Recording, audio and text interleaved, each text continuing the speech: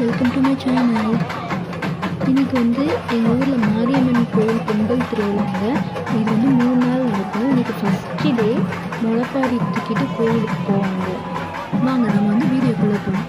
அதுக்கு முன்னாடி நீங்கள் இந்த சேனலை புதுசாக பார்த்தீங்கன்னா சப்ஸ்கிரைப் பண்ணி மறக்காமல் பக்கத்தில் இருக்க பெல் ஐக்கான் கிளிக் பண்ணுவாங்க.